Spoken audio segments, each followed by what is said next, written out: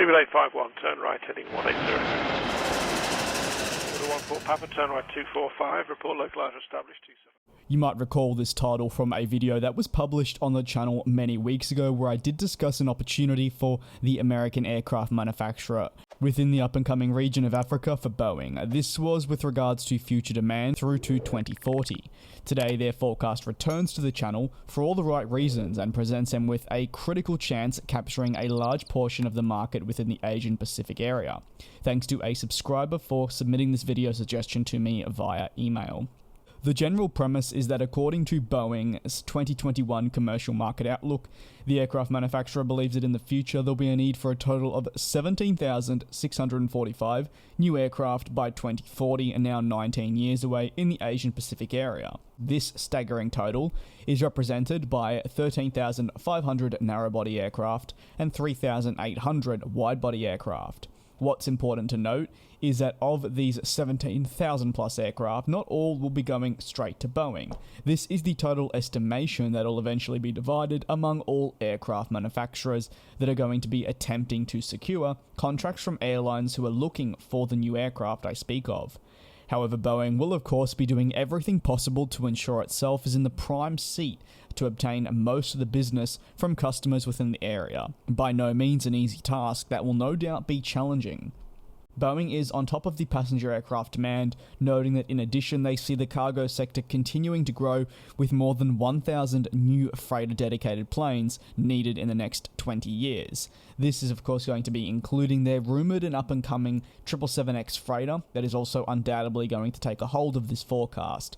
But ultimately, for me, one of the main takeaways from at least the cargo section of the forecast is that in the next 20 years, the freighter market within the Asian Pacific region will be just as big and just as important as that of the American side, which, as we know, is very, very expansive and very in-depth.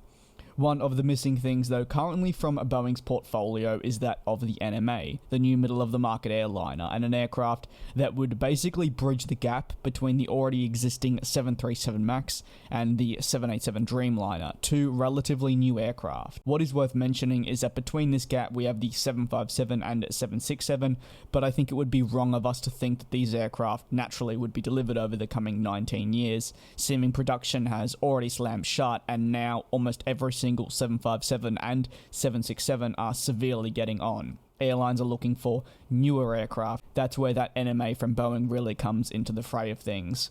Of course, there's been a lot of talk surrounding the NMA, and I'd argue it slowed down drastically with the 737 MAX crisis, the 787 problems, the troubles certifying the 777X, but that doesn't mean that while talk was surrounding the type, that analysts did actually mention that the Asian Pacific region would be crucial for an aircraft type like the NMA. So that in itself presents a massive opportunity for the aircraft manufacturer, which of course has been dubbed as the 797.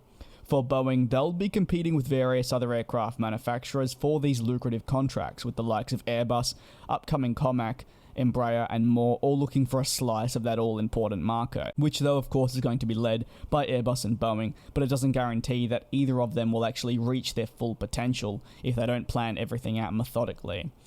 China will be, if you were unaware, the biggest market over the next 20 years within the Asian Pacific region, with 8,700 new aircraft needed, followed by a total of 785 in the Oceania region, that being Australia, New Zealand and the surrounding islands. The remaining aircraft from this forecast will indeed be seen in the Northeast Asia and Southeast Asia parts. For Boeing, this is a massive opportunity that gives them the potential to see a new substantial orders come through and propel forward already existing aircraft programs and of course in the future, new ones.